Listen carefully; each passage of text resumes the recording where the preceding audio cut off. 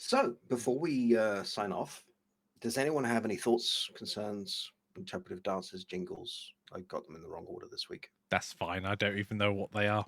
I'm tired. Yes, Meanwhile, Mikey, what's your plan for the week? my plan for the week. I'm not going to make any promises, but I'm hoping that there's going to be another launch in the next week or two, and we'll let you know what that is around the time. Mm. I've also been working, and this won't be the launch, but I've also been working a lot on some of the music for the action RPG. I've been trying out Very different nice. styles, different genres, and seeing how they all fit together. So I'm looking forward to basically showing off those. Oh, this was the yodeling that you were telling me about. He didn't tell me about that. Very cool. I intend to play more with Make Human for Blender, see if it's something that is useful for us. That was And of interesting course, looking look at at some that old today. code to replace some missing videos.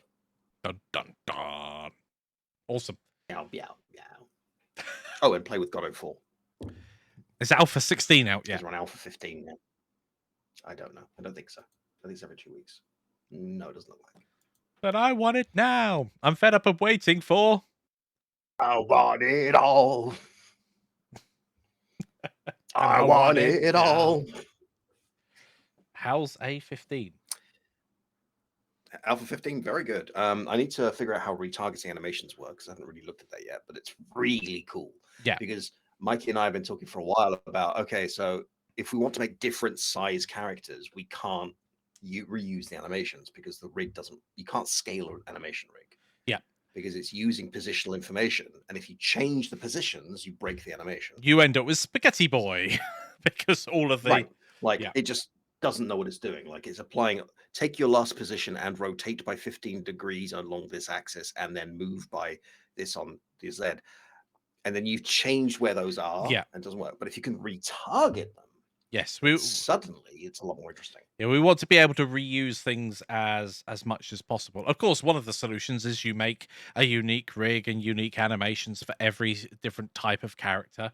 And whilst that is, perfectly valid, it's not something that you want to have to do if you can avoid it. Especially if the majority of our audience Well, are it's focused very on. valid if you're making a large game with lots of Yeah, people.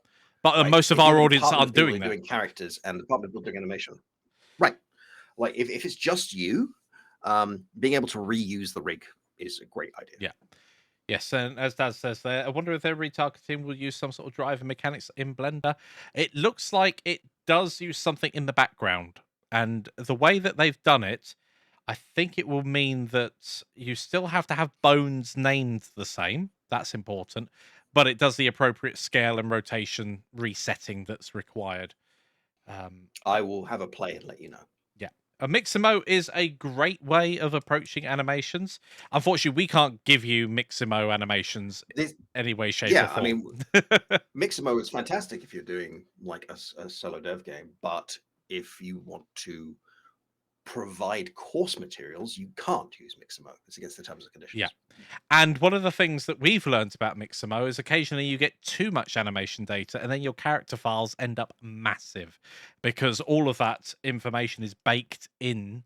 And then when you try and extract it, you've got far too much information.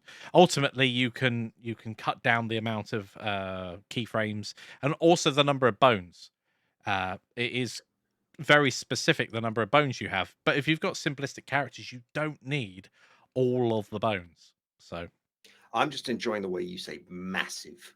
massive. Lincolnshire massive. Big it up now. It is limited to only humanoids. It's true. So if you are a horse, you can't use it. This is very true. And of course, if you've got a different character, if you do have a spider or a horse, then you're going to have to learn some rigging. But the other thing is, if you don't know about rigging, then you can't fix spiders are also stuff. not allowed to use it. Oh, reminds me, where's that spider go? He's gone on holiday. All right. I got into the character creator. Oh yeah. We should probably tell people what we're talking about. Make Human is a character creator. It's on a FOSS license, on the AGPL license, with the output being CC0. So your FBX files that you create from it are yours. Yeah.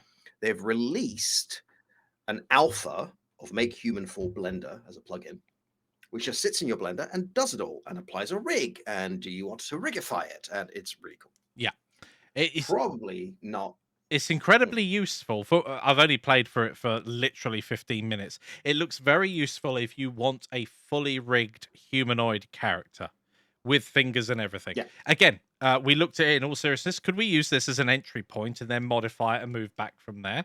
And it just it turned into, oh, this is a lot of work retopologizing You a would mesh. actually have to manually remove a whole bunch of vertex groups and all the rest of it. And at that point, it's like, maybe just make your own.